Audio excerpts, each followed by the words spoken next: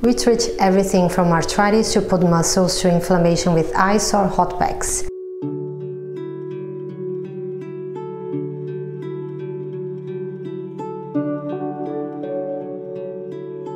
Hi, I'm Anna, remedial therapist at Miami Physiotherapy. Treating pain with hot and cold can be extremely effective and easily affordable. The tricky part is knowing what situation calls for hot, which situation calls for cold. Sometimes a single treatment will even include both. Firstly, what not to do. Do not use heat on acute injuries because that extra heat can increase inflammation and delay proper healing. Comfortable heat can soothe your mind, tight muscles and stress nervous system. People with certain pre-existing conditions should not use heat therapy due to high-risk burn or due to heat complications. These conditions include diabetes, dermatitis, vascular disease, deep vein thrombosis, MS and infections. If you experience increased swelling, stop the treatment immediately. So when should you use heat? Use heat therapy before doing stretches, foam roller or a spiky ball. The heat will warm up the muscle and then you can go further with the stretches and deeper with the foam roller and the spiky ball. Types of heat. Heating pads, packs or wraps, hot water bottles, saunas, steam towels or hot bath. So when would you use ice?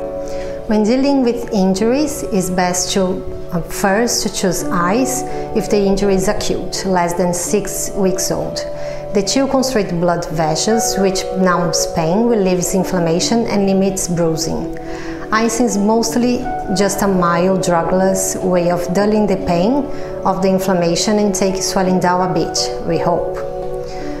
Types of cold therapy includes ice packs, frozen gel, coolant sprays and ice bath. When not to use ice. People with sensory disorders that prevent them from feeling certain sensations should not use cold therapy at home because they might not be able to feel if damage is being done.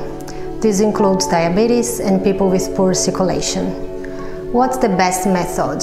For home treatment, apply an ice pack wrapped in a towel or ice bath to the affected area. You should never apply a frozen item directly to the skin, as it can cause damage to the skin and tissue. Apply cold treatment as soon as possible after an injury. Use cold therapy for short periods of time, several times a day. 10 to 15 minutes is fine, and no more than 20 minutes.